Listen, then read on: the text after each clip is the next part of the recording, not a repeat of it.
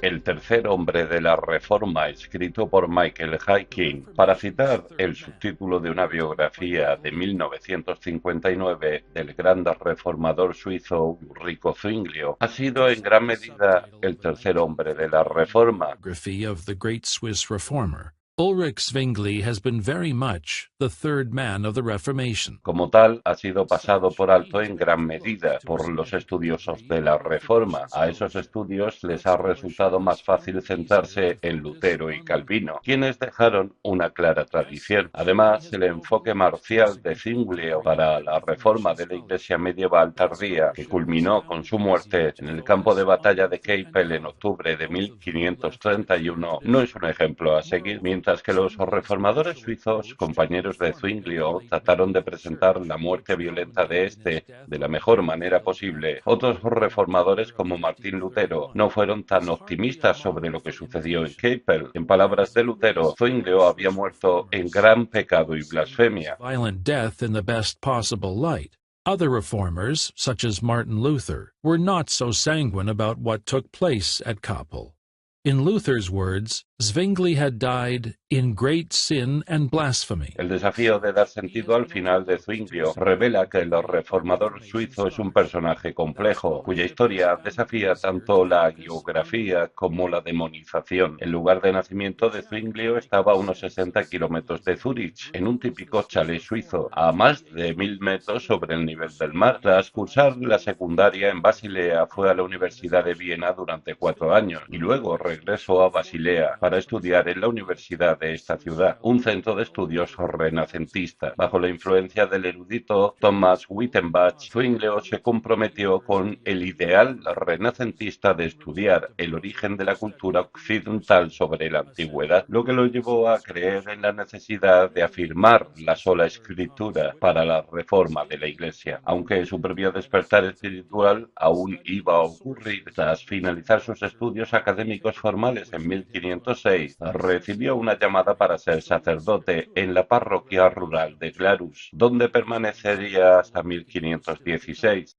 After the close of his formal academic studies in 1506, he received a call to be the priest in the rural parish of Glarus, where he was to remain until 1516. Durante este tiempo comenzó a cuestionar con seriedad la naturaleza de la sociedad suiza a finales de la Edad Media y su incapacidad para reflejar el cristianismo de la Escritura. Los suizos proporcionaban mercenarios a gran parte del sur de Europa. De hecho, el Vaticano aún tiene una guardia suiza, pero con los jóvenes fuera luchando por dinero y gloria, sus comunidades se estaban reduciendo a la pobreza. Esos problemas de decadencia social y política y la necesidad de renovar la comunidad llevaron a Zwinglio a emprender el camino de la reforma. Después siguió un breve periodo en la cercana Einsiedeln, donde se encuentra un santuario popular de la Virgen María, de 1516 a 1518. Lamentablemente, ese periodo terminó en medio de acusaciones sólidas de conducta sexual inapropiada con la hija de una persona influyente de la comunidad. Sin embargo, su don para la predicación llevó a Zwinglio a ser nombrado a finales de 1518 de la Großmünster, la iglesia principal en el centro de Zúrich, una ciudad con una población de unas 7000 personas. Casi desde el comienzo de su ministerio en Zúrich, Zwinglio hizo de la predicación expositiva la esencia de su pastorado.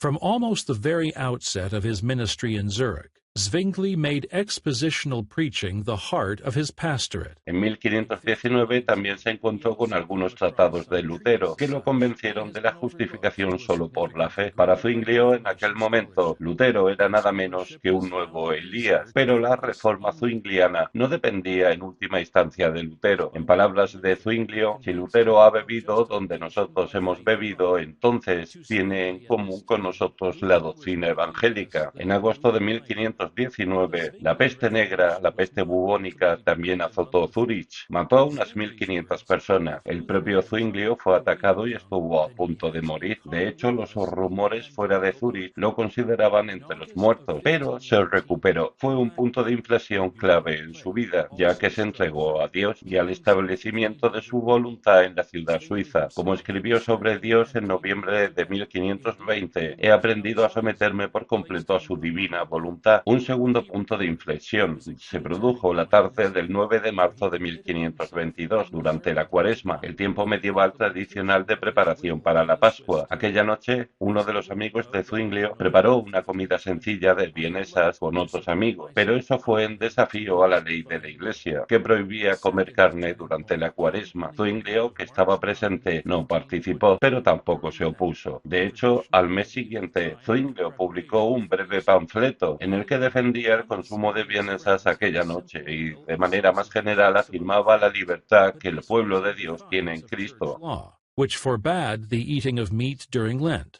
Zwingli, who was present, did not partake, but neither did he object.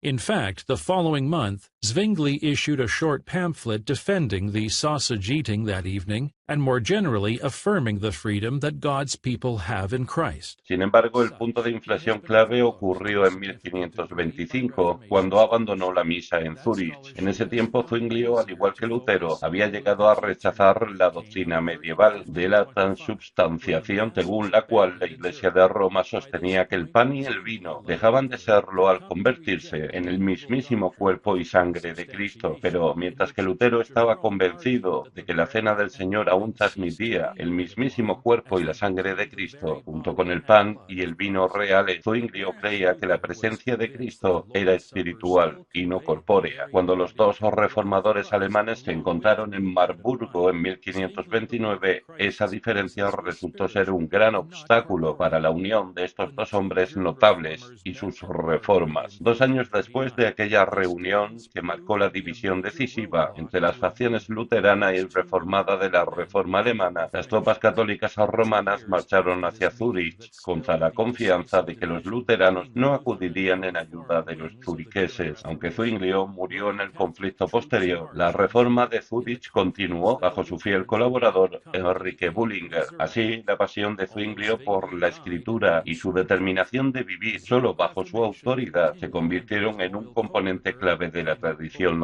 reformada. Thus, Zwingli's passion for the scriptures and his determination to live solely under their authority became a key component of the Reformed tradition.